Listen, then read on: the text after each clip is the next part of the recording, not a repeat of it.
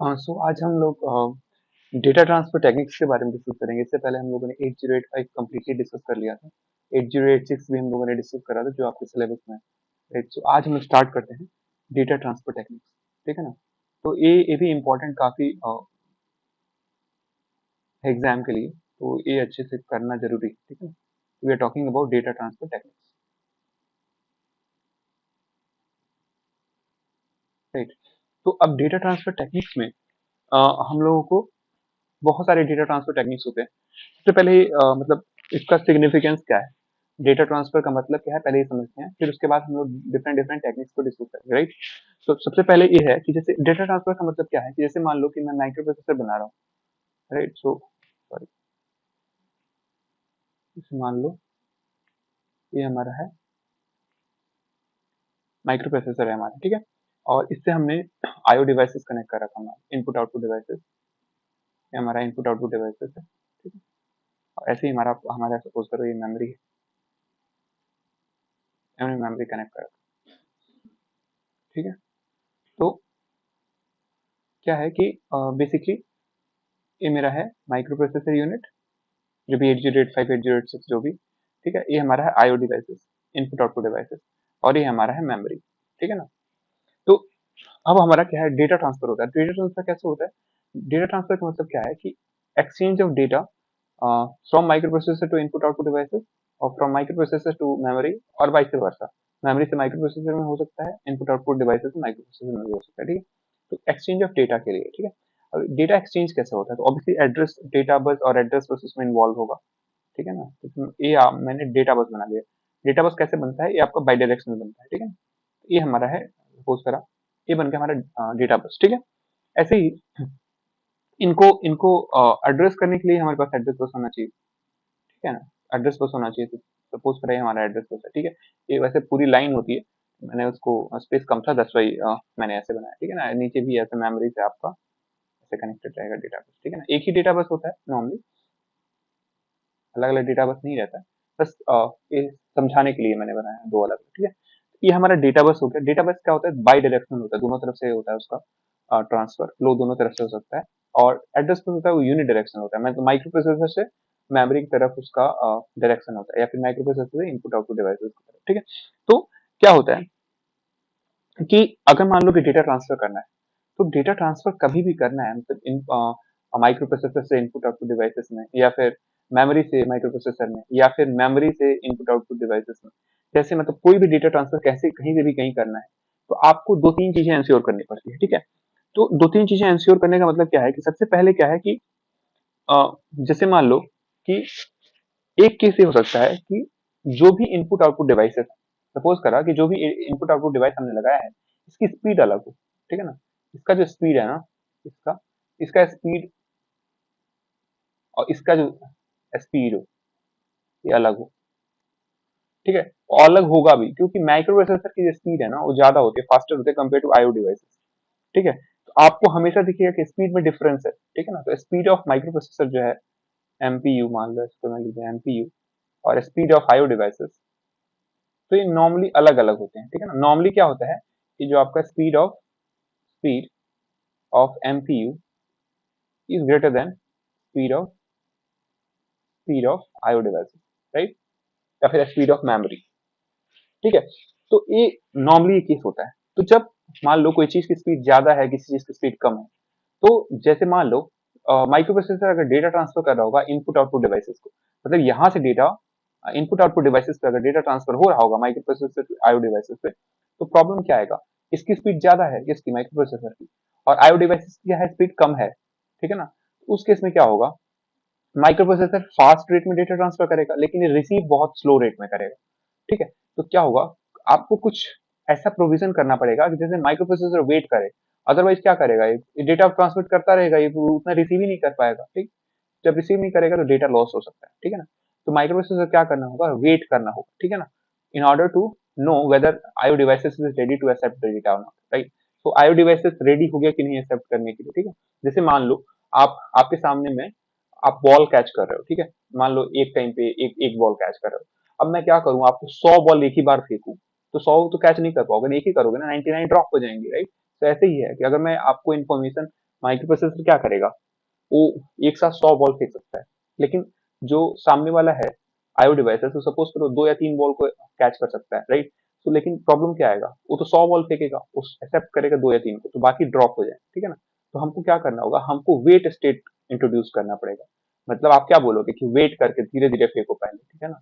मैं बोलूंगा भले आप इतने स्पीड से फेंको, लेकिन वेट कर लो, बीच में आप रुक जाओ, रुक के फेंको। तो यही होता है वेट स्टेट इंट्रोड्यूस करना, ठीक है। तो ये बहुत इंपॉर्टेंट चीज है आईओ डिवाइसेस की इंटरफेसिंग के लिए। तो डेटा ट्रांसफर टेक्निक में हमेशा ध्यान में रखा जाता है, ठीक है। तो ये बहुत इंपॉर्टेंट चीज है। इसके लिए नॉर्मली बिजी और रेडी सिग्नल्स होते हैं, ठीक है ना। जैसे मान लो कि आई क्या कर सकता है, एक तरीका ये है कि इनपुट आउटपुट डिवाइस क्या करेगा, जब जब रेडी सिग्नल भेजेगा ना, तब तब माइक्रो प्रोसेसर उसको सेंड कर देगा, डेटा बस पे प्लेस कर देगा डेटा, ठीक है।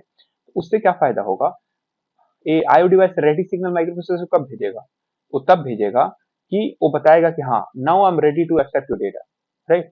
तो जब वो बोलेगा कि हाँ अब मैं रेडी हूँ, अब मैं एक्सेप्ट कर सकता हूँ आपका डेटा, तब माइक्रो प्रोसेसर भेज देगा। अगर मान लो उसके उसके बीच में भेज रहा है, तो क्या देगा, बिजी सिग्नल दे देगा IO device, no I am busy, हम इसको एक्सेप्ट नहीं कर सकते, आप दोबारा भेजो इसको, ठीक है। ऐसे डेटा ट्रांसफर टेक्निक का यूज करा जाता है। मतलब ऐसा नहीं कि आप सिंपली बस से कनेक्ट कर दिया और आपका डेटा ट्रांसफर हो जाएगा, आपको इन सब चीजों का ख्याल रखना पड़ेगा, ठीक है ना। इसी के लिए हमारे पास डेटा ट्रांसफर टेक्निक्स हैं बहुत सारे, ठीक है। आई होप समझ में आया होगा मैं क्या कहना चाह रहा हूँ। तो जो डेटा ट्रांसफर टेक्निक है वो कौन कौन से हैं, मैं डेटा ट्रांसफर टेक्निक को डीटीएस लिख दे रहा हूँ शॉर्ट फॉर्म में, ठीक है ना। डेटा ट्रांसफर स्कीम्स बोल सकते हो, टेक्निक्स को आप स्कीम भी लिख सकते हो, ऐसे मैं लिख दे रहा हूँ टेक्निक्स या फिर स्कीम, ठीक है, स्कीम्स। तो इसको मैं डीटीएस लिख दे रहा हूँ शॉर्ट फॉर्म, डीटीएस, ठीक है। तो मतलब जो डीटीएस है ना, डेटा ट्रांसफर स्कीम है, ठीक है। अब ये दो तरीके से होता है, ये आपका जो डीटीएस है, ये दो इसका कैटेगराइजेशन, एक कैटेगराइजेशन क्या होगा, एक को हम लोग बोलते हैं, एक कैटेगराइजेशन ये हो गया, दूसरा कैटेगराइजेशन। तो पहले कैटेगराइजेशन को हम लोग क्या बोलते हैं, प्रोग्राम्ड डेटा ट्रांसफर। पहले कैटेगराइजेशन को हम लोग बोलेंगे प्रोग्राम्ड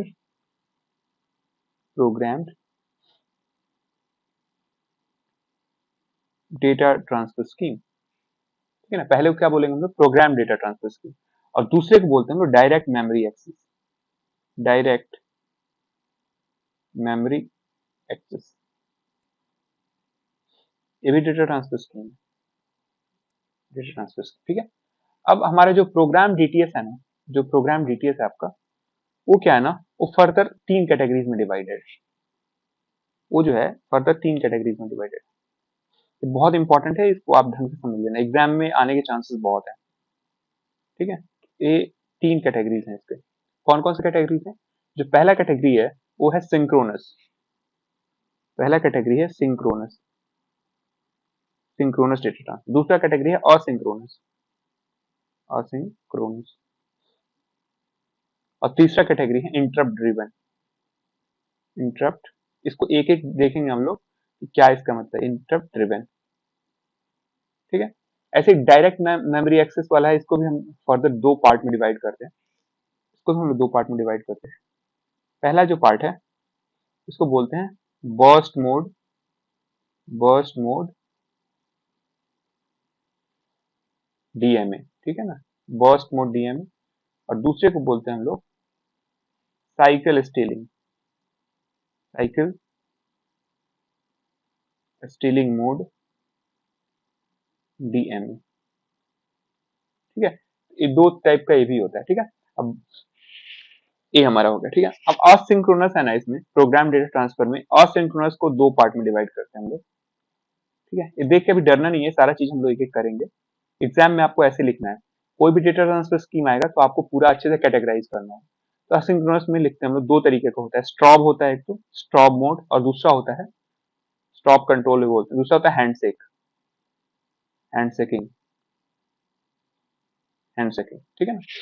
ये हमारा कैटेगराइजेशन है डेटा ट्रांसफर स्कीम्स के, ठीक है ना। तो इतने डेटा ट्रांसफर स्कीम्स होते हैं, नॉर्मली 2 कैटेगरी होते हैं डेटा ट्रांसफर के, एक होता है प्रोग्राम डेटा ट्रांसफर और दूसरा होता है direct memory access data transfer, ठीक है। अब प्रोग्राम डेटा ट्रांसफर को हम लोग synchronous, asynchronous, interrupt driven 3 category में डिवाइड करते हैं। और जो असिंक्रोनस है ना, इसको 2 फर्दर 2 कैटेगरी में डिवाइड करते हैं, स्टॉप और हैंडशेकिंग, राइट। तो इसके बारे में एक-एक करके हम लोग देखेंगे।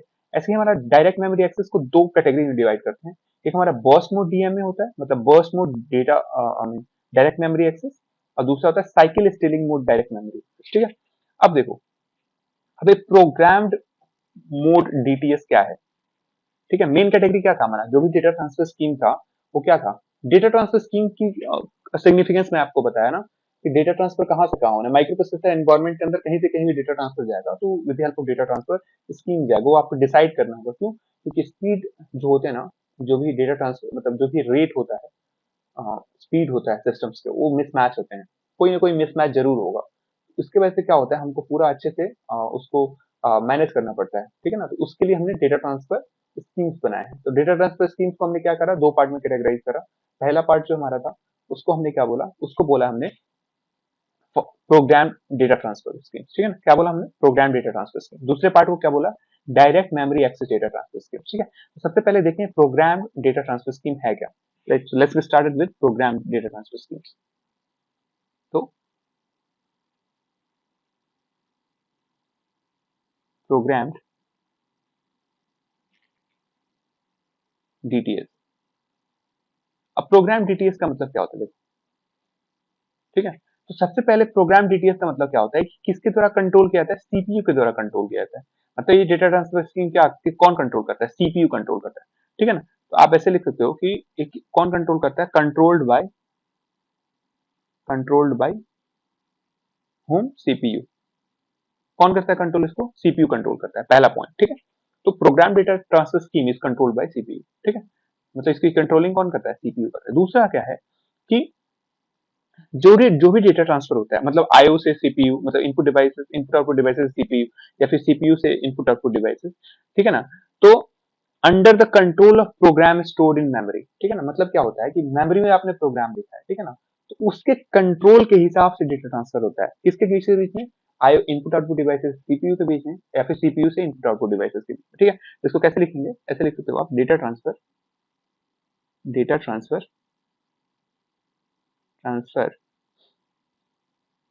From input output to CPU और CPU to input output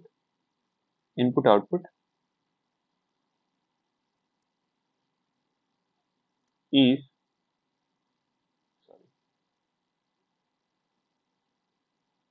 is under the control of program stored in memory, ठीक है ना? देखो क्या है, डेटा ट्रांसफर इनपुट आउटपुट से सीपीयू या फिर सीपीयू से इनपुट आउटपुट में जो डेटा ट्रांसफर होता है, वो किसके किसके सुपरविजन में होता है? जो भी आपने प्रोग्राम स्टोर करा है मेमोरी में, उसके सुपरविजन में होता है, ठीक है ना? तो इसीलिए इसको क्या बोलते हैं? प्रोग्राम डीटीएस बोलते हैं, क्योंकि ये प्रोग्रामिंग आप कर ही रहते हो किसमें? मेमोरी में, ठीक है? तो ये चीज क्लियर होना चाहिए। तीसरा क्या है इसमें, थर्ड पॉइंट,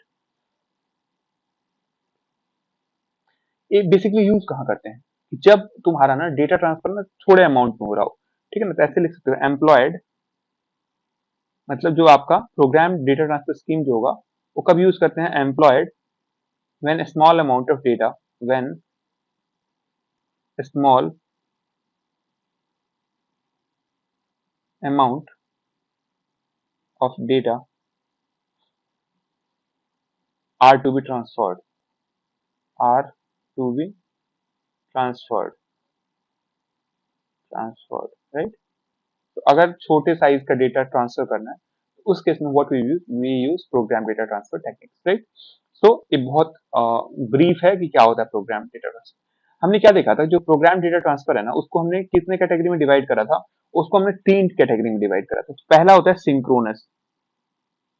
याद रखो, इस जो हमने पहले बताया था ना, उसको आपको याद रखना है, ठीक है ना? कि किस हेड में हम लोग क्या पढ़ रहे हैं। तो हमने प्रोग्राम डेटा ट्रांसफर देख लिया है, ठीक है ना? अभी डेफिनेशन प्रोग्राम डेटा ट्रांसफर क्या होता है। अब इसके अंडर हम लोग क्या देखेंगे? सिंक्रोनस देखेंगे, राइट? तो let's start with synchronous data transfer scheme. तो सिंक्रोनस डेटा ट्रांसफर में क्या होता है?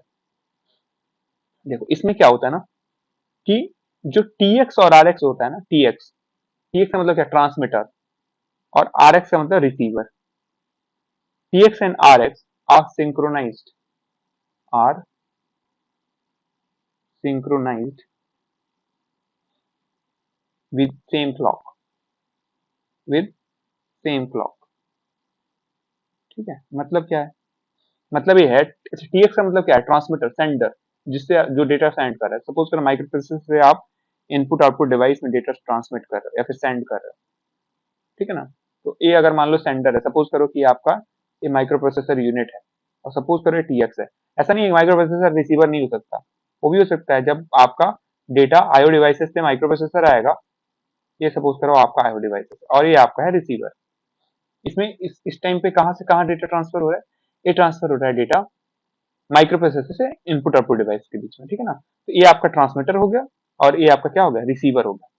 अच्छा, इसका उल्टा भी हो सकता है, माइक्रो प्रोसेसर रिसीवर हो सकता है और इनपुट आउटपुट डिवाइस ट्रांसमीटर हो सकता है, ठीक है ना, दोनों इसमें। ठीक है, अभी क्या होना चाहिए ना कि डेटा ट्रांसफर के लिए जो भी आपका सपोज करो डेटा बस के साथ ऐसे कनेक्टेड है, ठीक है ना, ऐसे मान लो ये कनेक्टेड है ऐसे करके, तो ये सेम क्लॉक पे रन करने चाहिए, ठीक है ना। मतलब जो भी इसकी क्लॉक फ्रिक्वेंसी होगी, सपोज करा इंडिकेशन है ऐसे क्लॉक का, ठीक है ना, जैसे मान लो, और ये दोनों क्लॉक ना आपस में सिंक्रोनाइज होने चाहिए, ठीक है ना। ये दोनों जो क्लॉक होने चाहिए ना, ये वर्चुअली आपस में क्या होने चाहिए, सिंक्रोनाइज होने चाहिए। सिंक्रोनाइज का मतलब क्या है, दोनों सेम स्पीड पे रन करने चाहिए, ठीक है ना। तो ये आपका क्या होना चाहिए, सिंक्रोनाइज क्लॉक, वैसे लिखो सिंक्रोनस क्लॉक, ठीक है। तो एक कंडीशन है सिंक्रोनस डेटा ट्रांसफर स्कीम का, ठीक है, लेकिन ये बहुत ही रेयर होता है। रेयर क्यों होता है, आपको मैंने क्या बताया कि नॉर्मली क्या होता है कि जो माइक्रो प्रोसेसर की स्पीड जो होती है ना, वो आपकी ज्यादा होती है compare to input output device से। पेरिफेरल डिवाइसेस स्पीड से ज्यादा होती है माइक्रो प्रोसेसर की स्पीड। तो ये जो डेटा ट्रांसफर स्कीम होता है ना, वो रेयर होता है काफी, मतलब बहुत ही, ये बहुत कम केसेस में देखा जाता है, ठीक है ना। तो आप ऐसे लिख सकते हो कि द प्रॉब्लम, इसके साथ प्रॉब्लम क्या है कि MPU, the problem associated associated with this data transfer scheme is that MPU, that is microprocessor unit, and input output are not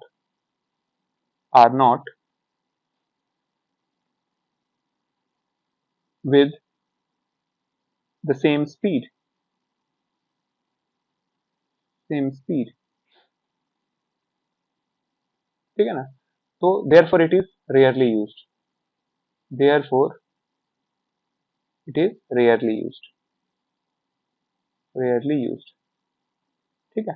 तो इसलिए इस डेटा ट्रांसफर स्कीम का यूज ही हम नहीं करते हैं। क्यों नहीं करते, मैंने बता दिया, क्योंकि ये होगा सिंक्रोनस डेटा ट्रांसफर स्पीड कम एम्प्लॉयड होगा जब आपका दोनों का स्पीड सेम हो, मतलब सेम क्लॉक पे रन कर रहा हूँ। जैसे मान लो आपका माइक्रो प्रोसेसर रन कर रहा हो 5 मेगाहर्ट्ज, ठीक है, एग्जाम्पल मान लो, ऐसे उतने पे ही ये भी आपका कितने पे रन करना चाहिए, 5 मेगाहर्ट्ज, ठीक है ना। जब दोनों सेम क्लॉक पे रन करेगा ना, only then this kind of I mean data transfer scheme can be a valid option, right. So ये चीज हमेशा आपको ध्यान रखना है कि दोनों का जो स्पीड होना चाहिए वो मैच करना चाहिए in order to transfer the data using synchronous data transfer schemes, right. So ये मेजर ड्रॉबैक है सिंक्रोनस डेटा ट्रांसफर स्कीम का, ठीक है। ये चीज आपको बहुत केयरफुली देखना होगा, ठीक है। नेक्स्ट हमारा है असिंक्रोनस। नेक्स्ट हमारा क्या है, इसी हेड में पढ़ रहे हैं हम लोग, किस हेड में पढ़ रहे हैं, ये हम लोग पढ़ रहे हैं प्रोग्राम डेटा ट्रांसफर स्कीम में, ठीक है ना। इसी में हमारा क्या है, असिंक्रोनस डेटा ट्रांसफर स्कीम, ठीक है।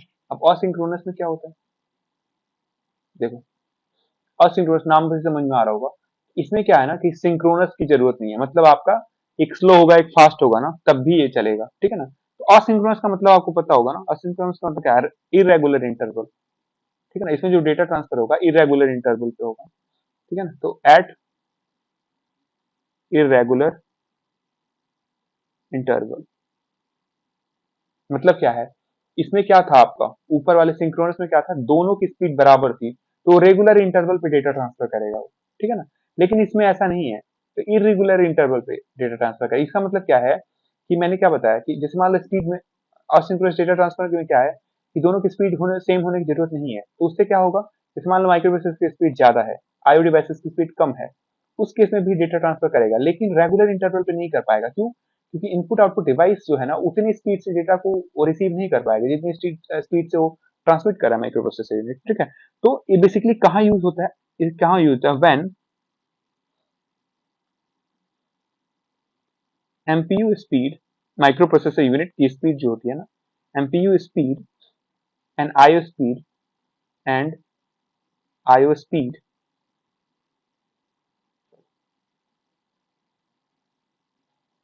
IO speeds are different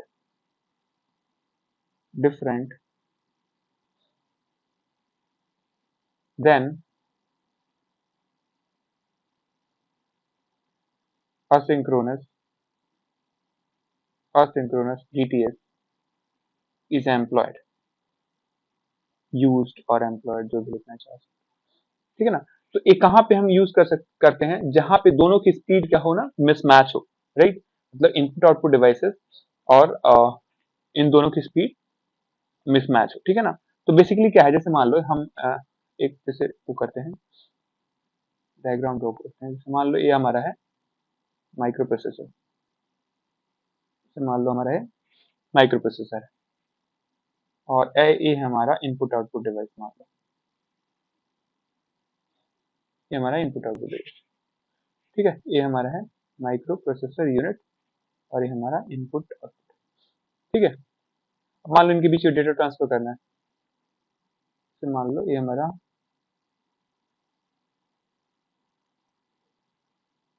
इनके बीच में ऐसे डेटा ट्रांसफर करना है, ठीक है। डेटा ट्रांसफर के लिए हमेशा बाई डायरेक्शनल बसेस बनेंगी, ठीक है।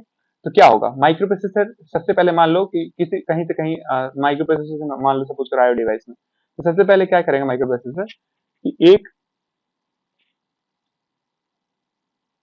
जैसे मान लो आईओ डिवाइसेस है, तो आईओ डिवाइस क्या करेगा, सबसे पहले माइक्रो प्रोसेसर को ना एक स्टेटस सिग्नल भेजेगा, ठीक है ना। Status signal, status status signal क्या बोलेगा कि हाँ भाई हम रेडी हैं, अब आप कम्युनिकेट कर सकते हो। तो जब ये स्टेटस सिग्नल इसको रिसीव हो जाएगा ना, तभी मतलब आप ऐसे कर सकते हो, देखो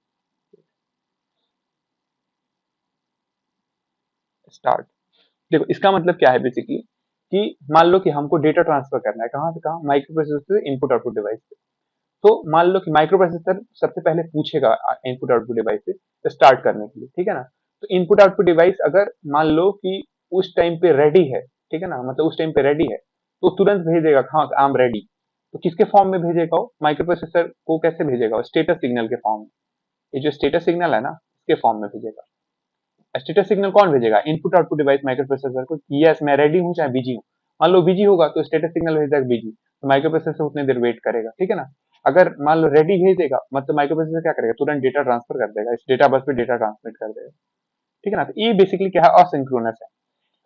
मतलब क्या है कि सेम रेगुलर इंटरवल पे डेटा ट्रांसफर नहीं होगा। क्यों? क्योंकि कई बार क्या हो सकता है कि जो इनपुट आउटपुट डिवाइस क्या होगा, कहीं बिजी होगा, ठीक है ना। मान लो कि इसी ने डेटा ट्रांसफर करा, जैसे मान लो माइक्रो प्रोसेसर ही सपोज करो कि 5 मेगा हर्ट्ज की स्पीड पे डेटा ट्रांसफर कर रहा है, इसका स्पीड है 2.5 मेगा हर्ट्ज, मान लो एक एग्जांपल लेते हैं, ठीक है। तो क्या होगा, ये सपोज करो इसने जो 5 मेगा हर्ट्ज के मतलब उस पे क्लॉक पे अगर मान लो इसको 10 बिट भेजने में जितना टाइम लगेगा ना, तो उतना 10 बिट को ना यहाँ पे ना उतने टाइम में क्या है 5 ही बिट को रिसीव कर पाएगा, 5 ही बिट को। मतलब क्या होगा, नेक्स्ट 5 बिट के लिए क्या करेगा वो, वेट कराएगा माइक्रो प्रोसेसर को, तभी हो पाएगा, ठीक है ना। तो वेट कैसे कराएगा माइक्रो प्रोसेसर को, जब वो बोलेगा माइक्रो प्रोसेसर स्टार्ट करने के लिए बोलेगा उन 5 बिट्स को, तो माइक्रो प्रोसेसर कहेगा नहीं यू हैव टू वेट, और किसके थ्रू बोलेगा, स्टेटस सिग्नल के थ्रू, ठीक है ना। इसको बोलते हैं हम लोग जो हमने असिंक्रोनस डेटा ट्रांसफर की, मतलब सेम रेट पे डेटा ट्रांसफर नहीं हो रहा है, मतलब इरेगुलर इंटरवल पे हो रहा है, ठीक है ना। अब लेकिन इसको जो भी असिंक्रोनस है ना, इसको हम दो तरीके से इंप्लीमेंट करते हैं एक्चुअली।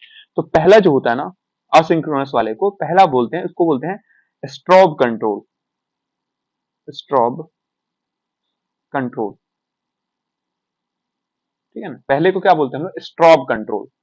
अब स्ट्रॉब कंट्रोल क्या होता है, तो देखो स्ट्रॉब कंट्रोल में क्या होता है कि सबसे पहले माइक्रो प्रोसेसर क्या करेगा, डेटा को डेटा बस में प्लेस कर देगा, जो भी डेटा होगा उसको डेटा बस में प्लेस कर देगा। और जो स्ट्रॉब सिग्नल होगा ना, वो क्या होगा, वो एक्टिवेट कर देगा। कौन, जैसे क्या होगा देखो, जैसे स्टॉप कंट्रोल में क्या होगा, जैसे मान लो कि माइक्रो प्रोसेसर है हमारा, ये हमारा माइक्रो प्रोसेसर है और ये हमारा है सपोज करो इनपुट आउटपुट डिवाइस। ठीक है, अभी क्या होगा, हमारे पे डेटा बस है, मान लो ये डेटा बस है। ठीक है,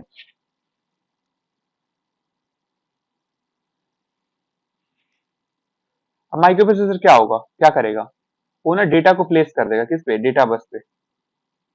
डेटा बस, ये हमारा है एमपीयू, माइक्रो प्रोसेसर यूनिट, और ये हमारा है input output device. Input output device, लेकिन इसके साथ साथ में एक कंट्रोल सिग्नल भेजेगा, उस कंट्रोल को क्या बोलते हैं, स्ट्रॉब। ठीक है, उसके साथ साथ ही करेगा, मतलब अगर स्टेप में लिखना चाहूं तो क्या करूंगा सबसे पहले कि एमपीयू से लिखेंगे, एमपीयू जो भी माइक्रो प्रोसेसर क्या करेगा, first place the data, place the data on the data bus, on the data bus.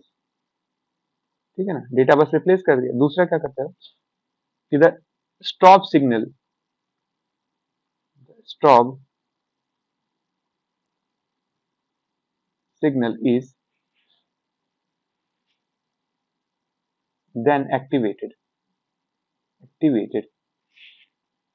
by the microprocessor unit। ठीक है, तो इससे क्या होगा देखो, मतलब जब जब वो डेटा प्लेस करेगा ना, तो माइक्रो प्रोसेसर क्या करेगा, स्ट्रॉब सिग्नल दे देगा इनपुट आउटपुट डिवाइसेस को। ठीक है ना, एक्टिवेट कर देगा। तो उससे क्या, जैसे मान लो अगर इसका मैं टाइमिंग डायग्राम बनाने की कोशिश करूं, ठीक है ना, टाइमिंग डायग्राम बनाने की कोशिश करूं, तो सपोज करो ये डेटा है और किसी टाइम पे ये वैलिड डेटा है, डेटा बस पे ये वैलिड डेटा है, ये हमारा है डेटा, और ये जो है ये वैलिड डेटा है, मान लो ये है वैलिड डेटा। ठीक है ना, इस वैलिड डेटा को माइक्रो प्रोसेसर ने क्या करा, इसको प्लेस कर दिया डेटा बस पे। ठीक है, उसके साथ साथ क्या करता है, दूसरा काम माइक्रो प्रोसेसर क्या करता है कि स्ट्रोब सिग्नल इनिशिएट कर देता है। ठीक है ना, स्ट्रोब सिग्नल ऐसे इनिशिएट कर देगा, ऐसे। नॉर्मली इसका ड्यूरेशन क्या होता है, इसके बीच में होता है, जो भी वैलिड डेटा पॉइंट्स होता है ना, उसके बीच में ही होगा, इसको हम लोग बोलेंगे स्ट्रॉब, स्ट्रॉब। ठीक है, तो ये होता है। अब ये देखो बेसिकली क्या है ना, दो तरीके के स्ट्रॉब हो सकता है, एक होता है सोर्स इनिशिएटेड स्ट्रॉब। मतलब क्या है, देखो यहाँ पे क्या है आपका, ये आपका क्या है, माइक्रो प्रोसेसर क्या काम कर रहा है, सोर्स के जैसा काम कर रहा है, और इनपुट आउटपुट कैसा काम कर रहा है, डेस्टिनेशन जैसा काम कर रहा है। तो जब अगर हमारा जो भी स्ट्रॉब है, स्ट्रॉब बेसिकली क्या होता है, कंट्रोल सिग्नल होता है। ठीक है, तो जब स्ट्रॉब जो है सोर्स से इनिशिएट हुआ है, मतलब सोर्स किससे किधर जा रहा है, इनपुट आउटपुट डिवाइस की तरफ, तो उसको बोलते हैं सोर्स इनिशिएटेड। तो क्या बोलेंगे हम लोग, सोर्स इनिशिएटेड स्ट्रॉब। ठीक है, ऐसे ही दूसरा केस क्या हो सकता था हमारा, ऐसे ही हमारा हो सकता था डेस्टिनेशन इनिशिएटेड स्टॉप। ठीक है ना, तो उसका डायरेक्शन क्या होता है, डेस्टिनेशन से सोर्स की तरफ। ठीक है, तो स्टॉप कंट्रोल में क्या होगा, एक क्लियर आपको होना चाहिए, स्टॉप कंट्रोल में क्या होगा कि जैसे ही माइक्रो प्रोसेसर डेटा को प्लेस करता है डेटा बस पे, ठीक है ना, और कौन से डेटा को, जो डेटा ट्रांसफर करना है, ठीक है ना, इनपुट आउटपुट डिवाइस को, उसी के साथ क्या करता है, एक स्टॉप सिग्नल इनिशिएट कर देता है। ठीक है, अब दो तरीके के स्टॉप पॉसिबल है, पहला स्टॉप है सोर्स इनिशिएटेड, और दूसरा है आपका डेस्टिनेशन इनिशिएटेड। ठीक ना, तो आप ऐसे ऐसे सेम डायग्राम बना सकते हो। जैसे क्या करोगे, जैसे मान लो डेस्टिनेशन इनिशिएटेड होगा, उसे कॉपी कर लो, जैसे मान लो डेस्टिनेशन इनिशिएटेड में क्या होगा मैं बता देता हूँ।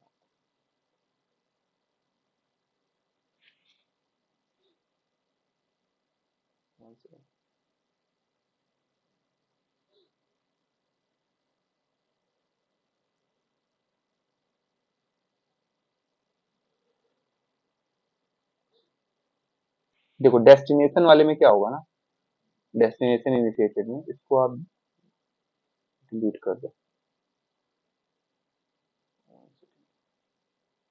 ए इधर से इधर चला जाएगा, इसका जो डायरेक्शन होगा इस तरफ होगा।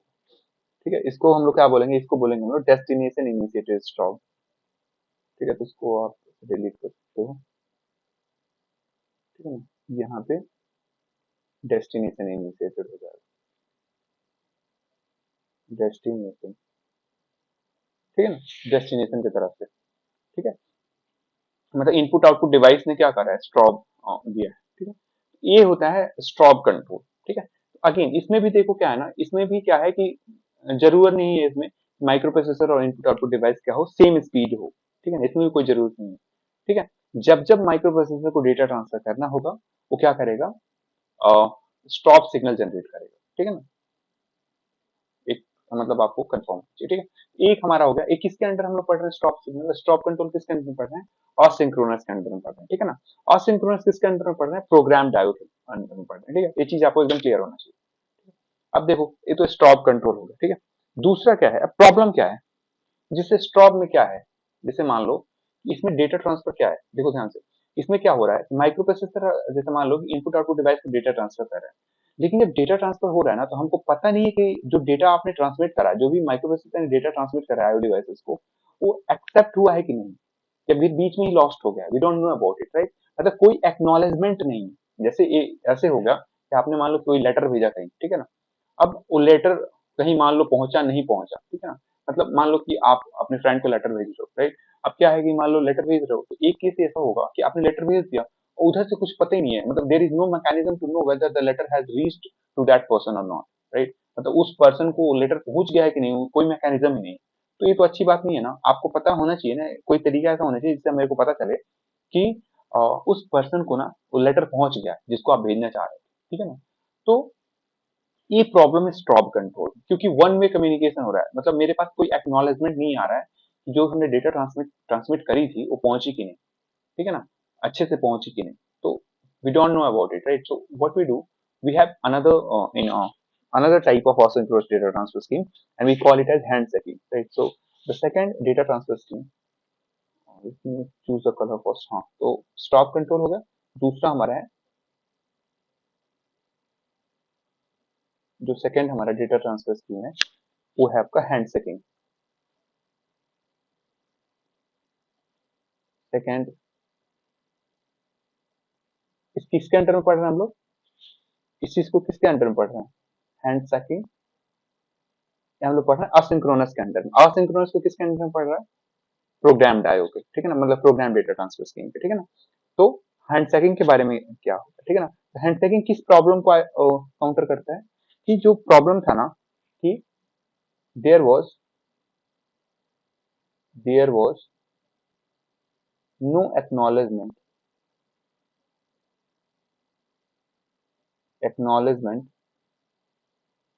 इन स्टॉप कंट्रोल।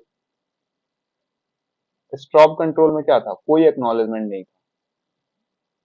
ठीक है, स्टॉप कंट्रोल में कोई एक्नॉलेजमेंट नहीं था, तो इस प्रॉब्लम को आइडेंटिफाई करता है। ठीक है, तो ये भी दो तरीके का होता है हैंड चेकिंग भी। ठीक है ना, ये भी दो तरीके का होता है। कौन कौन से तरीके का ये होता है, ये भी होता है सोर्स इनिशिएटेड। देखो, ये भी दो तरीके का होता है। इसमें जो पहला होगा वो क्या होगा, सोर्स इनिशिएटेड। सोर्स इनिशिएटेड,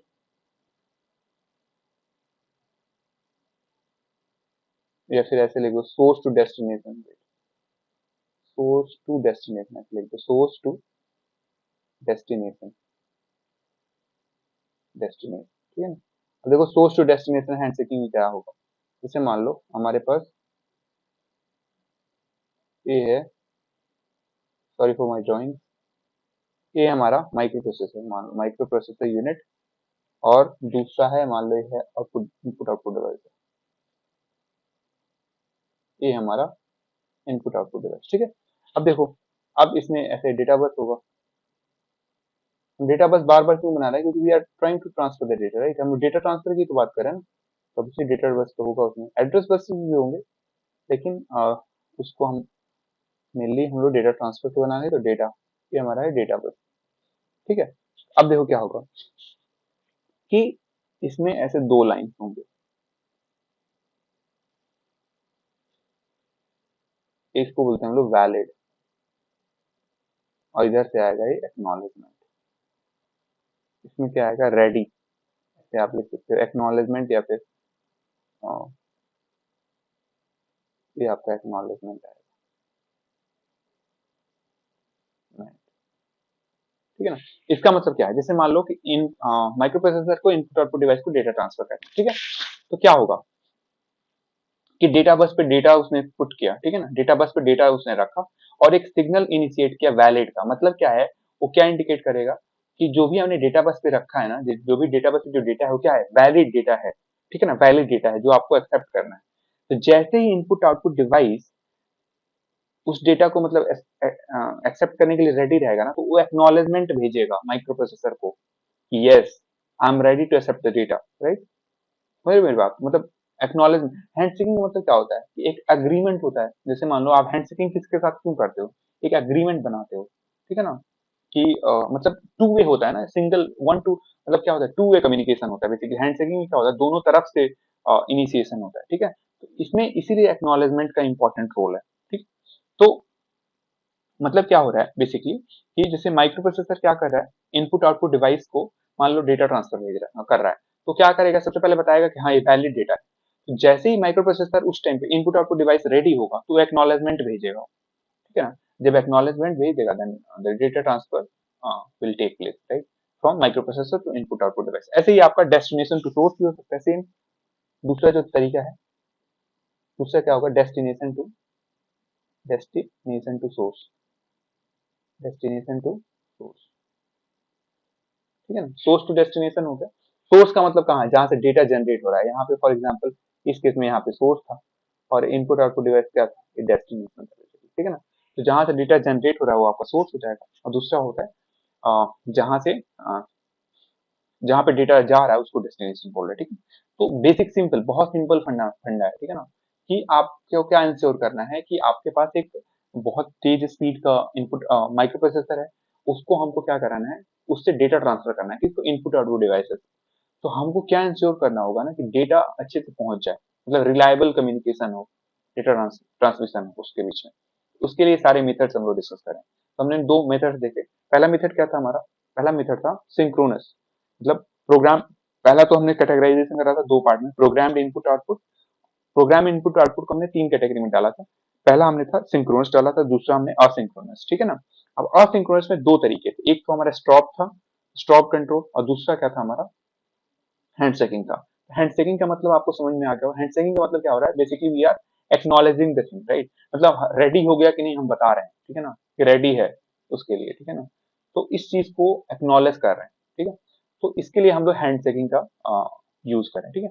अब इसी में लास्ट वाला जो है, जो कि बहुत इंटरेस्टिंग है, लास्ट वाला क्या है, इसी में जो नेक्स्ट डेटा ट्रांसफर स्कीम है वो है आपका interrupt driven, interrupt driven, driven data transfer scheme, ठीक है ना। एक थर्ड वाला है हमारा, ठीक है। थर्ड वाला इस कैटेगरी का थर्ड वाला नहीं था, ये था हमारा जब हम लोग प्रोग्राम इनपुट आउटपुट कर रहे थे उसके थर्ड वाला है, ठीक है ना, ठीक है। अब देखो थर्ड वाला आखिर इंटरप्ट ड्रिवन का मतलब क्या है, इंटरप्ट ड्रिवन को इंट्रोड्यूस करने के पीछे का रीजन क्या है। आपको एक चीज क्लियर है कि सीपीयू क्या करता है ना, जब भी, जैसे मान लो सिंक्रोनस में क्या होता था, सिंक्रोनस के साथ प्रॉब्लम क्या थी, सिंक्रोनस के साथ ये प्रॉब्लम थी कि दोनों, जो भी सीपीयू है या फिर माइक्रो प्रोसेसर है, उसकी स्पीड और इनपुट आउटपुट डिवाइस की स्पीड क्या होनी चाहिए, मैच होनी चाहिए, राइट। ये मेजर ड्रॉबैक था, ऐसा होता नहीं है, तो वो खत्म, उसको आपने रिजेक्ट कर दिया। दूसरा क्या था हमारा, असिंक्रोनस है। लेकिन असिंक्रोनस में प्रॉब्लम क्या है, असिंक्रोनस में प्रॉब्लम ये है ना कि माइक्रो प्रोसेसर को वेट करना पड़ता है, ठीक है ना, वेट करना पड़ता है, और कितना वेट करना पड़ेगा पता नहीं, ठीक है ना। तो बार बार आपको माइक्रो प्रोसेसर को वेट करना पड़ेगा, तो उससे क्या होगा, उससे अननेसेसरी रिसोर्स यूटिलाइजेशन अच्छे से नहीं हो पाएगा, ठीक है ना। तो उस चीज को काउंटर करने के लिए क्या है ना, हमारे पास नेक्स्ट है interrupt driven data transfer scheme. तो इसको लिख लेते हैं हम लोग। सबसे पहले क्या होता है, सीपीयू, जो भी सीपीयू या फिर माइक्रो प्रोसेसर लिख दो, माइक्रो प्रोसेसर लिख दो, microprocessor unit MPU has to wait, has to wait for data transfer, data transfer in asynchronous, asynchronous data transfer scheme और सिंक्रोनस टीटीएस में लिख देना, ठीक है। उसमें वेट करना पड़ रहा था, ठीक है। तो इसी को ओवरकम करने के लिए, ठीक है ना, इसी चीज को ओवरकम करने के लिए, इसी चीज को हटाने के लिए, इसी प्रॉब्लम को सॉल्व करने के लिए, टू ओवरकम दिस प्रॉब्लम, ठीक है ना, क्या हुआ, हमने इंटरप्ट ड्रिवन डीटीएस बनाया, ठीक है, इंटरप्ट ड्रिवन डीटीएस। और ये क्या करता है, ये बेसिकली इसका काम क्या होता है इंटरप्ट ड्रिवन का, इसका काम ये होता है कि whenever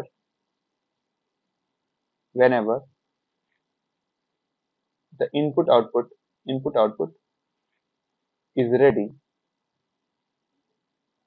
ठीक है ना, मतलब जब भी इनपुट आउटपुट डिवाइस रेडी होता है, ठीक है ना, किसके लिए रेडी होता है, डेटा रिसीव करने के लिए, फिर ट्रांसमिट करने के लिए, तो क्या करता है, माइक्रो प्रोसेसर मान लो कोई काम कर रहा है तो उसको स्टॉप करेगा। तो तरीका क्या होता है, माइक्रो प्रोसेसर के कोई काम कर रहा है, इन बिटवीन उसको स्टॉप करने का तरीका क्या होता है, इंटरप्ट करना, ठीक है ना। तो when ever the input output device is ready, it interrupt interrupt the CPU या फिर MPU, interrupt the micro processor unit, ठीक है ना। मतलब क्या है, देखो इसको समझना है अच्छे से।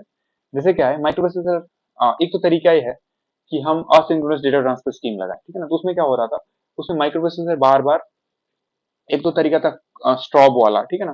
दूसरा तरीका था हमारा हैंडशेकिंग वाला। हैंडशेकिंग में क्या था कि अगर मान लो इनपुट आउटपुट डिवाइस रेडी है या फिर माइक्रो प्रोसेसर रेडी है, इस चीज को जानने के लिए ना वो बार बार एक्नॉलेजमेंट मतलब आपस में शेयर कर रहे थे, हैंड शेकिंग कर रहे थे, मतलब बार बार एक दूसरे से कम्युनिकेट कर रहे थे, ठीक है। उसमें क्या हो रहा था कि वेट करना पड़ा था माइक्रो प्रोसेसर को अननेसेसरी अमाउंट ऑफ टाइम के लिए, ठीक है।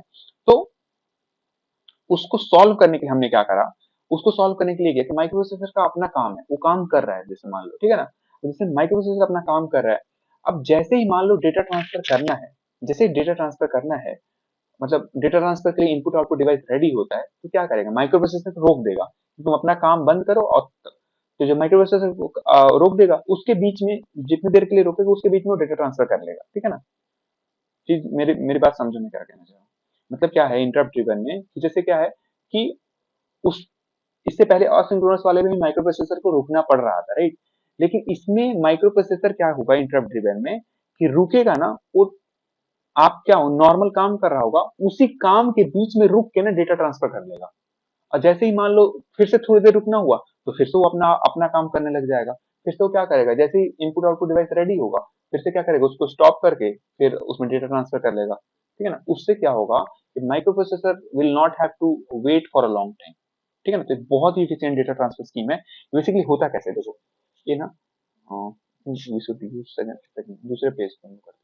देखो होता कैसे है, जैसे मान लो कोई मेन प्रोग्राम आपने लिखा, जैसे मान लो कोई एक मेन प्रोग्राम है, ये आपका मेन प्रोग्राम है, ठीक है। ये आपने ऐसे मेन प्रोग्राम लिखा, मेन प्रोग्राम, ठीक है।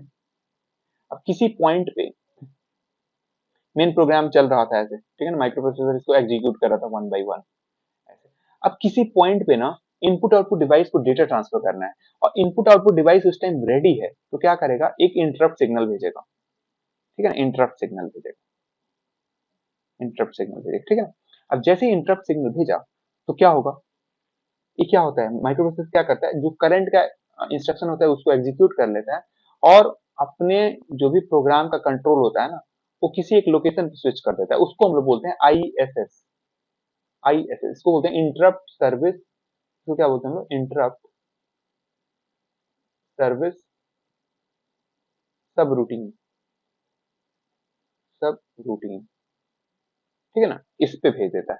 अब इंटरप्ट सर्विस सब रूटीन क्या होता है, एक प्रोग्राम ही होता है सिंपल। ये भी एक प्रोग्राम होता है, ये प्रोग्राम एग्जीक्यूट होगा, ठीक है ना। ये प्रोग्राम एग्जीक्यूट होगा, जब पूरा एग्जीक्यूट हो जाएगा तो रिटर्न कहाँ होगा, ये रिटर्न यहाँ पे नेक्स्ट वाले, ये रिटर्न यहाँ पे हो जाएगा, ऐसे करके ये रिटर्न हो जाएगा, ठीक है ना। अभी आईएसएस में क्या होगा ना, इसी के बीच में डेटा ट्रांसफर होगा, ध्यान समझो इसको, इसी के बीच में क्या होगा, डेटा ट्रांसफर होगा, डेटा ट्रांसफर, ठीक है ना, डेटा ट्रांसफर। डेटा ट्रांसफर के बाद फिर से अपना ये नॉर्मल काम करने लग जाएगा, ठीक है ना। ये तरीका है, ठीक है, ये तरीका है किसका, इंटरप्ट ड्रिवन डेटा ट्रांसफर का, ठीक है। तो मतलब क्या होता है, इसको अगर आप पिक्चरली दिखाना चाहो तो ये आपका है, ये आपका है माइक्रो प्रोसेसर, एमपीयू है, ठीक है ना, और ये है आपका इनपुट आउटपुट डिवाइस, ठीक है, इनपुट आउटपुट डिवाइस, ठीक है। माइक्रो प्रोसेसर अपना काम कर रहा था चुपचाप, ठीक है, तो क्या करेगा, इनपुट आउटपुट डिवाइस क्या करेगा, जैसे ये फ्री हुआ इनपुट आउटपुट डिवाइस, तो ना इसको एक सिग्नल भेज देगा, आईएनटीआर भेज देगा, आईएनटीआर की वैल्यू 1 कर देगा, तो इंटरप्ट क्या होगा, ये माइक्रो प्रोसेसर रुक जाएगा, ठीक है ना। जैसे रुक जाएगा उसके बाद ये एक्नॉलेज कर देगा, किसको एक्नॉलेज करता है, इनपुट आउटपुट डिवाइस को, कैसे करता है, आईएनटीए बार, याद होगा आपको, ठीक है ना, आईएनटीआर के बाद मतलब इंटरप्ट एक्नॉलेज। अब जब एक्नॉलेज हो गया तो क्या होगा, मतलब एक्नॉलेज का मतलब क्या होगा, यस कि हमने जो भी इंटरप्ट था अपना, जो भी प्रोग्राम था उसको हमने इंटरप्ट कर दिया, नाउ वी कैन स्टार्ट, जो आप बोलोगे मैं स्टार्ट कर दूंगा, ठीक है। तो ये है पूरा प्रोसेस। अगर इसको थोड़ा सा फ्लो चार्ट में देखना चाहो तो उसको भी हम लोग देख सकते हैं, फ्लो चार्ट में कैसे बनाएंगे इंटरप्ट ड्रिवन का, ठीक है। जैसे मान लो होगा क्या, जैसे मान लो इसको फ्लो चार्ट के थ्रू बनाते हैं, थोड़ा सा इंटरेस्टिंग है, इसलिए इसको अच्छे से समझ लेते हैं।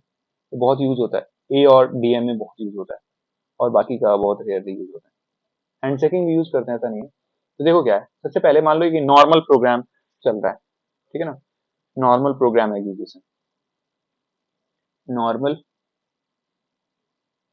प्रोग्राम एग्जीक्यूशन, एग्जीक्यूशन, ठीक है ना। अब नॉर्मल प्रोग्राम चल रहा है, अब क्या हुआ, उसी टाइम पे ना इनपुट आउटपुट डिवाइस ने क्या करा, इंटरप्ट ना, इंटरप्ट की वैल्यू 1 कर दी, हाई कर दिया इंटरप्ट वाले, आईएनटीआर की वैल्यू क्या करा, आईएनटीआर की वैल्यू 1 कर दिया, किसने ऑन करा होगा, ये किया होगा इनपुट आउटपुट डिवाइस में, ठीक है। तो दो हो सकता है कि आईएनटीआर, आप चेक करोगे कि आईएनटीआर 1 है, एक केस हो सकता है नो, और एक हो सकता है यस, ठीक है ना। नो का मतलब क्या है कि आपका इंटरप्ट, जो कि इंटरप्ट है, इंटरप्ट कोई नहीं आया माइक्रो प्रोसेसर को, एन का मतलब नो, ठीक है। जब नहीं आएगा तो फिर से माइक्रो प्रोसेसर अपना अपना काम करता रहेगा, नॉर्मल प्रोग्राम में यूज है। लेकिन जैसे ही इंटरप्ट आ गया तो माइक्रो प्रोसेसर क्या, कहाँ जंप होगा, कॉल कर लेगा, किसको कॉल करता है माइक्रो प्रोसेसर, आईएसएस को, ठीक है ना। तो क्या करेगा, कॉल करेगा, कॉल किसको करेगा, इंटरप्ट सर्विस सब रूटीन को कॉल करेगा, ठीक है। अब एक कॉल करेगा, एक कॉल करेगा तो कहीं इंटरप्ट सर्विस सब रूटीन बना हो, आईएसएस ना एक प्रोग्राम होता है बेसिकली, इंटरप्ट सर्विस सब रूटीन प्रोग्राम होगा, ठीक है ना। तो इस पे जाएगा, स्विच कर जाएगा, ठीक है ना। इस ये चीज कहाँ स्विच कर जाएगा, ये स्विच हो जाएगा यहाँ पे स्विच हो जाएगा, ठीक है ना। अब जब स्विच हुआ तो लेकिन एक चीज ध्यान रखना कि जब ये कॉल आईएसएस को करेगा ना, उस टाइम पे जो भी प्रोग्राम काउंटर कंटेंट होगा उसको सेव करना होगा, याद होगा हम लोग स्टैक पॉइंटर पढ़ रहे थे, स्टैक पढ़ रहे थे, ठीक है ना। तो वो क्या करेगा, प्रोग्राम काउंटर का जो कंटेंट है ना उसको सेव कर लेगा, तो सेव क्या करेगा, ये पीसी को, जो भी प्रोग्राम काउंटर कंटेंट होगा उसको सेव कर लेगा, ठीक है। अब सेव कर लिया प्रोग्राम काउंटर कंटेंट, किसी मेमोरी लोकेशन पे सेव कर लिया, ठीक है।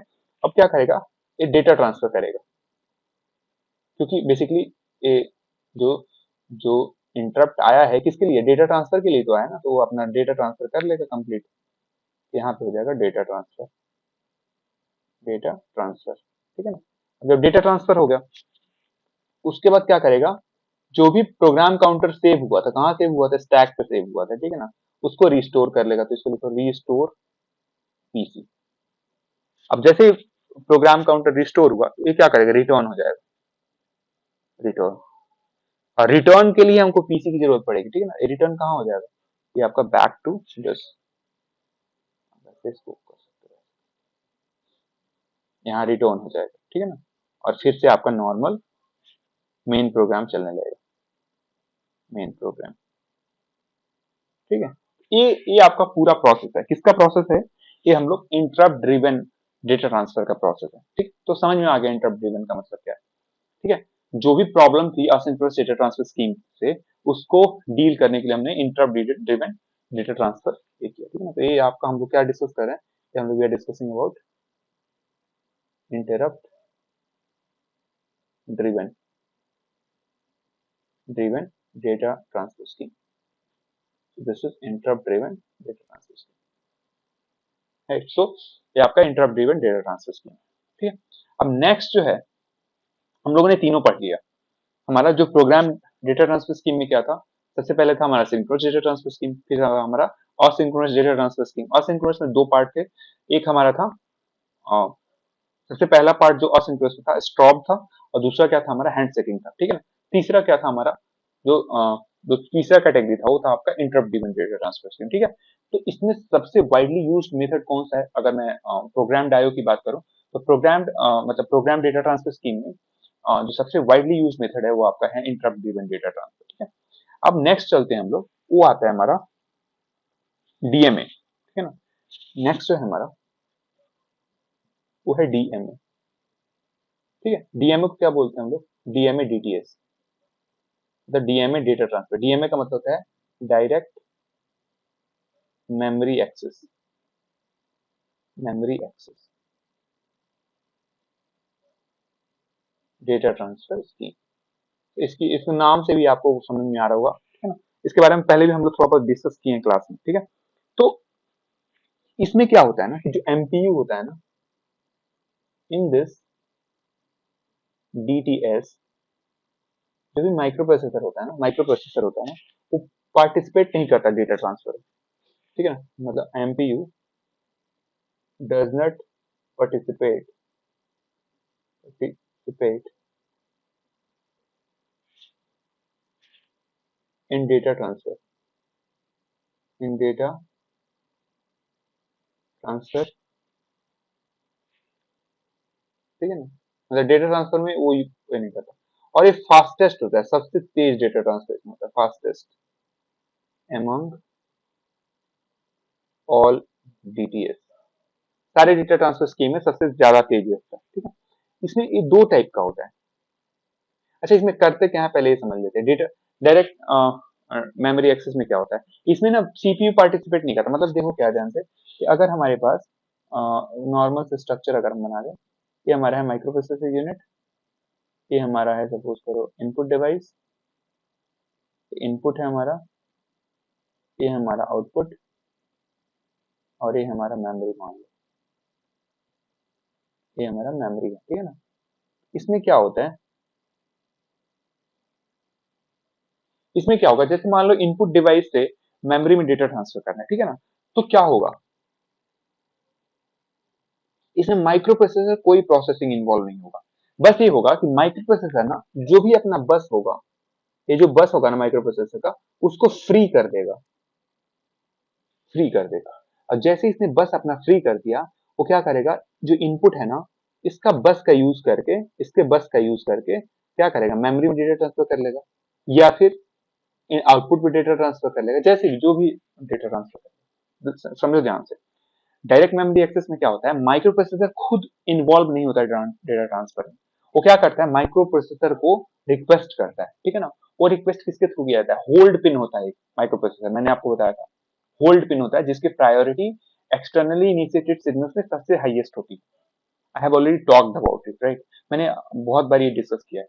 तो होल्ड पिन पे रिक्वेस्ट करता है, एक्चुअल में ना ये कोई इनपुट डिवाइस नहीं करता, इसके लिए ना एक कंट्रोलर लगाते हैं हम लोग। मतलब इनपुट डिवाइस बाहर से रिक्वेस्ट नहीं करता है एक्चुअल में, वो कंट्रोलर होता है। हम कंट्रोलर के थ्रू कम्युनिकेट करते हैं, तो एक कंट्रोलर आईसी होता है, उसके थ्रू हम क्या करते हैं, वो कंट्रोलर रिक्वेस्ट करता है माइक्रो प्रोसेसर को, किसके लिए, डीएमए के लिए। तो क्या करेगा, एक होल्ड के लिए रिक्वेस्ट भेजे, मतलब होल्ड, जो भी होल्ड पिन होता है ना माइक्रो प्रोसेसर का, वो उसको हाई करने के लिए रिक्वेस्ट भेजता है, ठीक है ना। माइक्रो प्रोसेसर जैसे ही होल्ड को ये कर दिया, मतलब उसने जैसे ही अपना होल्ड का मतलब क्या होता है, कि माइक्रो प्रोसेसर ना अपना सारा कंट्रोल है ना बसेस से वो हटा देता है, ठीक है। जब कंट्रोल हटाया तो ये सब हटाने के बाद ना एक एक्नॉलेज भेज देता है। जैसे ही एक्नॉलेज मिलता है, इनपुट आउटपुट डिवाइस क्या समझ जाता है कि अच्छा जो भी बसेस था ना वो फ्री है, now we can use these buses to transmit our data, to transfer our data, right. So उसका मतलब ये है कि अब माइक्रो प्रोसेसर ने अपना बसेस को क्या किया, फ्री कर दिया है। अब फ्री कर दिया तो हम लोग इसका यूज करके अपने डेटा को भेज सकते हैं। तो उसमें कोई माइक्रो प्रोसेसर की प्रोसेसिंग इन्वॉल्व नहीं होती है। जब प्रोसेसिंग इन्वॉल्व नहीं होती है ना, तो आपका डेटा ट्रांसफर स्पीड बहुत बढ़ जाता है, ठीक है ना। ये तरीका है आपका। इसमें दो पिन यूज होती है, हमेशा याद रखना है, होल्ड और एचएलडीए, एचएलडीए, ठीक है ना। होल्ड क्या, होल्ड का मतलब क्या है, ये इस सबसे हाईएस्ट प्रायोरिटी होती है, ठीक है ना। इसमें क्या करता है, ये फ्री कर देता है माइक्रो प्रोसेसर सारे बसेस का, ठीक है ना। तो micro processor releases all the controls over it's buses, अपने बसेस से ऊपर से सारा कंट्रोल हटा लेता है, ठीक है ना। और जब हटा लेता है तो माइक्रोप्रोसेसर क्या भेजता है, एक एक्नॉलेज भेजता है जिसको होल्ड एक्नॉलेज बोलते हैं, HLDE। ठीक है ना, ये चीज आपको याद रहना चाहिए। ठीक है, अब ये दो तरीके का होता है, एक होता है इसमें, एक होता है बर्स्ट मोड। दो तरीके का होता है, एक होता है हमारा बर्स्ट मोड, बर्स्ट मोड, ठीक है ना, और दूसरा होता है cycle stealing, cycle stealing mode. ठीक है ना।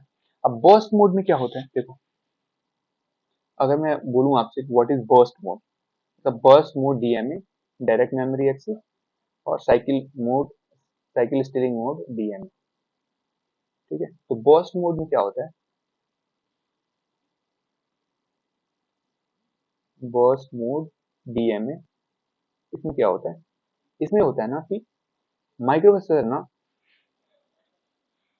एक मतलब, इसमें क्या होता है कि पूरा का पूरा, जैसे बेसिकली डेटा ट्रांसफर करना है, तो सारा का सारा डेटा जब तक ट्रांसफर नहीं हो जाता है, तब तक ना, जब तक पूरा ट्रांसफर नहीं हो जाएगा, तब तक क्या होगा कि जो भी मतलब माइक्रो प्रोसेसर जो होगा ना, वो रिक्वेस्ट को विड्रॉ नहीं करेगा, सॉरी जो भी आईओ डिवाइस है वो रिक्वेस्ट को विड्रॉ नहीं करेगा। समझो मेरी बात, मैं क्या कहना चाह रहा हूँ, मतलब क्या है कि बेसिकली क्या है, जैसे मान लो इनपुट आउटपुट डिवाइस है, जैसे मान लो आप ऐसे हम लोग एक माइक्रो प्रोसेसर है, ये हमारा है माइक्रो प्रोसेसर एनपीयू, ठीक है ना, और ये है मान लो input output device, IO device, IO device, ठीक है। तो क्या होगा देखो, अब जब भी डेटा ट्रांसफर होगा ना, तो सबसे पहले ऑब्वियसली इनपुट आउटपुट डिवाइस एक रिक्वेस्ट भेजेगा।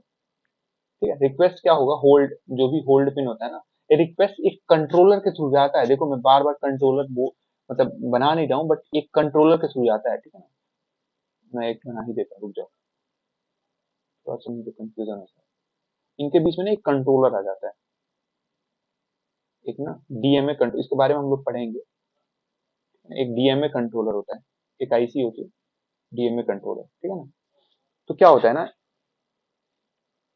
ये इनपुट आउटपुट डिवाइस इसको रिक्वेस्ट करेगा, और इस GMA कंट्रोलर इसको रिक्वेस्ट करेगा, और किस पे करेगा, होल्ड पिन जो होता है ना उस पे, होल्ड पिन। अब माइक्रोप्रोसेसर जैसे इसके रिक्वेस्ट को एक्सेप्ट किया ना, तो क्या करता है, एक होल्ड एक्नॉलेज भेज देता है, इसको बोलते हैं HLDA, ठीक है ना, होल्ड एक्नॉलेज। अब ये DMA कंट्रोलर बताया था इनपुट आउटपुट डिवाइस को कि हाँ एक्नॉलेज हो गया आपका। ठीक है, अब डेटा ट्रांसफर हो जाएगा। तो अब देखो, अब जब डेटा ट्रांसफर होगा ना, तो जब तक ये पूरा डेटा ट्रांसफर ना कर ले, जो भी पूरा कंप्लीट डेटा अगर ट्रांसफर हो जाता है, कंप्लीट डेटा, ठीक है ना, तब तक ये होल्ड वाला रिक्वेस्ट जो है ना वो रिलीज नहीं होगा। मेरी बात समझो, जब तक मतलब पूरा ये डेटा कंप्लीट हो जाए, पूरा का पूरा ट्रांसफर हो जाए, डेटा ट्रांसफर, ठीक है ना, पूरा का पूरा जब डेटा ट्रांसफर हो जाएगा ना, तभी वो रिलीज करेगा जो भी होल्ड, जो भी आपका ऑपरेशन था DMA वाला, वही तभी ये ऑपरेशन स्टॉप होगा।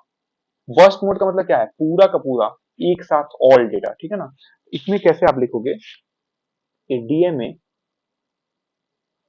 Request DMA request is withdrawn withdrawn only after only after the whole chunk of data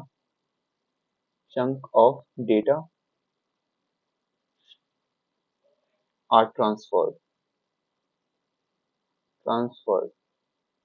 जब तक ये पूरा डेटा ट्रांसफर नहीं हो गया था, तब तक वो विड्रॉ नहीं करता है, ठीक है ना।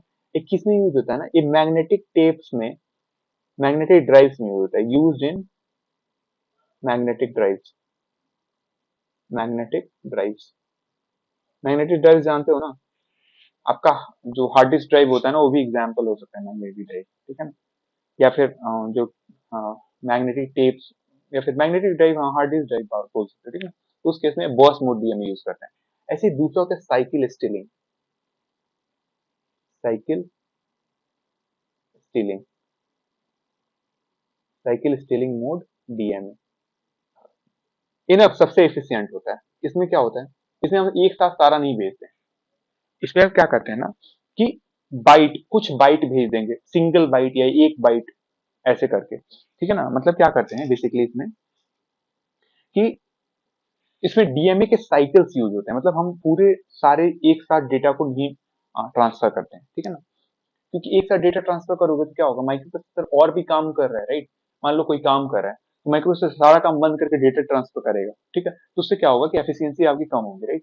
सो क्या होगा, इन order to increase the efficiency what we do, micro processor अपना काम भी करता है और बीच बीच में ना साइकिल स्टीलिंग का मतलब साइकिल चोरी कर लेना, उसी साइकिल को चोरी कर लेना, जो जिस साइकिल को स्टील कर रहा है ना, मतलब जिस साइकिल को चोरी कर रहा है उसी उसी के बीच में डेटा ट्रांसफर कर, इसको बोलते हैं हम लोग साइकिल स्टीलिंग, ठीक है ना। मतलब क्या है इसमें सीक्वेंस ऑफ, साइकिल स्टीलिंग में क्या होगा,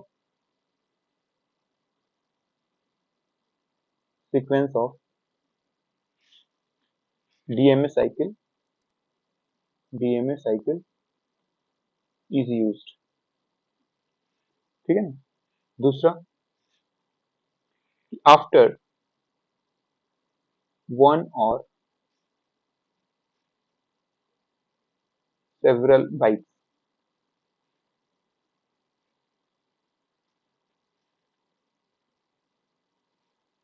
IO devices, input output devices जो है विड्रॉ कर लेती है, withdraw DMA request, DMA request, ठीक है ना। ये चीज हमेशा मतलब डीएमए रिक्वेस्ट को विड्रॉ कर लेती है एक से दो उसमें, उससे क्या होगा, व्हेन व्हेन सीपीयू, सीपीयू का मतलब माइक्रो प्रोसेसर, ठीक है ना, डज नॉट, उसको आप एमपीयू भी लिख सकते हो, use the system, does not use the system बस, the controller can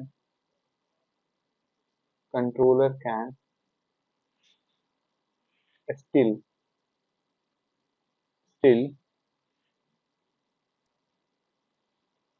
the bus cycle for DM, bus cycle for DM, ठीक है ना। तो बेसिकली बीच बीच में ना वो बस साइकिल चुरा के ना उसका यूज डीएमए के लिए कर लेता है, ठीक है ना। माइक जो भी कंट्रोलर, मैंने क्या बताया, कंट्रोलर नहीं करता है हमेशा डीएमए कंट्रोलर, ठीक है। तो ये जो है ना, ये डेटा ट्रांसफर स्कीम जो है ना सबसे फास्टेस्ट होता है और सबसे हाईएस्ट एफिशिएंसी इसकी जो है, इसका मेरिट क्या होता है साइकिल स्टीलिंग का, कि इसकी जो एफिशिएंसी है ना, एफिशिएंसी ईटा से, एफिशिएंसी जो है, एफिशिएंसी वो क्या होती है, हाईएस्ट होती है, हाईएस्ट।